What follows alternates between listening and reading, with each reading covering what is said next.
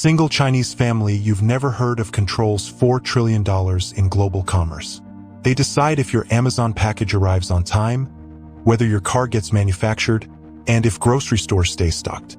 Right now, they're tracking 200 million shipping containers crossing oceans worldwide.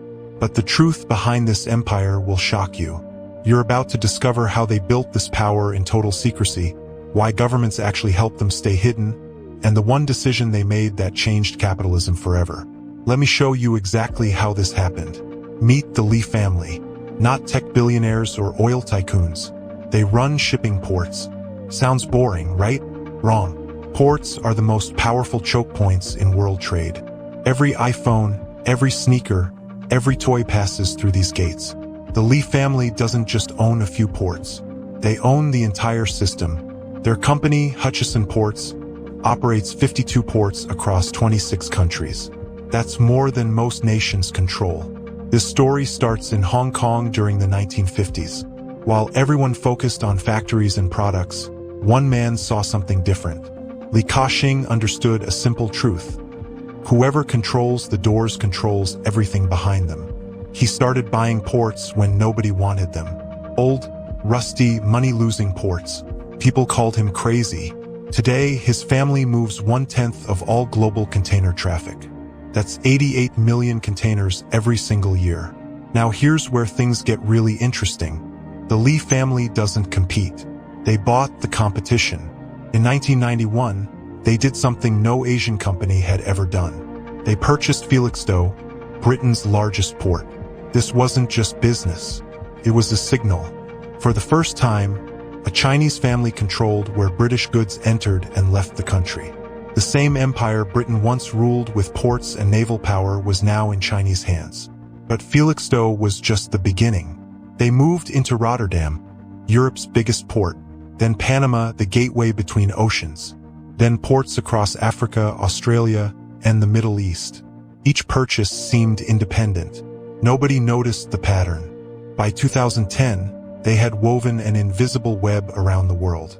No single shipping company could move products globally without using Li family ports multiple times. Here's the scary part. They own both ends. Your product ships from a Li port in China, travels on water, and arrives at another Li port in America or Europe. They charge fees coming and going. They see every product moving, every company shipping, every quantity ordered. This information is worth more than the fees themselves.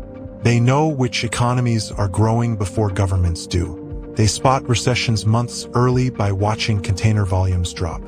But if you think that's crazy, wait until you hear this. The Li family doesn't just move your products. They decide if your products move. During COVID-19, this power became crystal clear. When ports shut down, global commerce stopped. Factories sat empty. Store shelves went bare. Prices exploded. Everyone blamed the virus.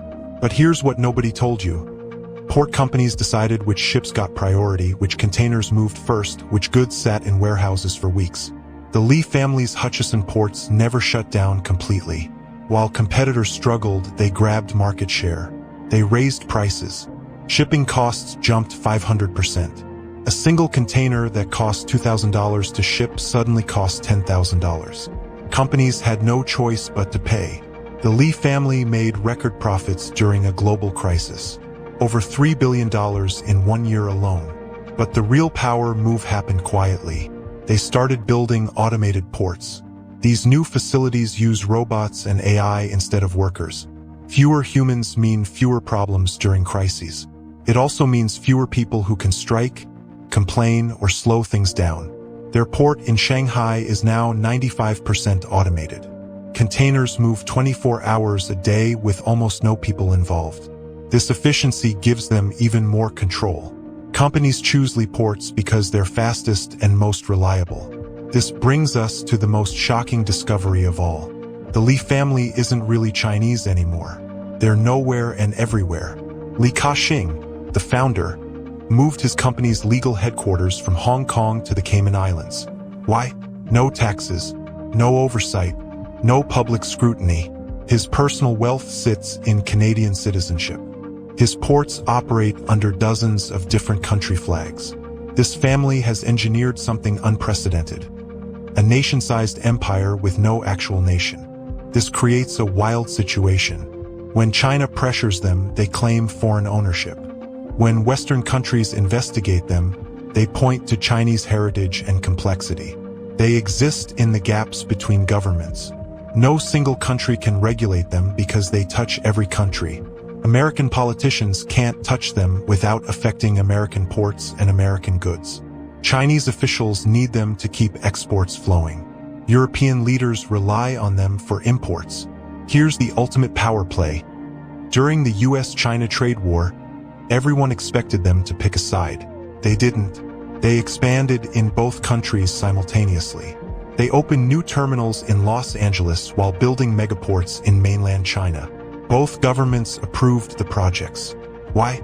Because stopping them would hurt national interests more than helping them does. The Li family has made themselves too essential to control. So what does all this mean for us today? This changes how we think about power. We watch tech billionaires and oil companies. We worry about banks and social media. But the Li family proves that physical infrastructure still rules. Digital doesn't matter if physical goods can't move. All your online shopping depends on their ports saying yes. For regular people, this means hidden costs everywhere. Every price you pay includes multiple port fees. Those fees go to one family. When they raise prices, everything gets more expensive. Food, clothes, electronics, medicine, all of it passes through their gates. You're paying them dozens of times per year without knowing their name. For countries, this creates a scary dependency. No nation wants foreign control of critical infrastructure. But reversing it now would cost hundreds of billions. Building competing ports takes decades. The Li family knows this. They've locked in their advantage for generations. Future wars might not be fought with weapons but with port access. Imagine if they shut down a country's ports during a conflict. That economy would collapse within weeks. Before we wrap up, there's one final thing you need to know. The Li family is now passing control to the next generation. Li Ka-shing's son, Victor Li, runs operations. He's even more aggressive. He's expanding into logistics, warehousing, and last-mile delivery. Soon they won't just control ports. They'll control the entire journey from factory to your doorstep. Amazon and Walmart will become their customers, totally dependent on the infrastructure. The craziest part? Most people will never learn their name. They'll keep building, buying, and controlling in silence. That $4 trillion empire will grow to $6 trillion, then $8 trillion.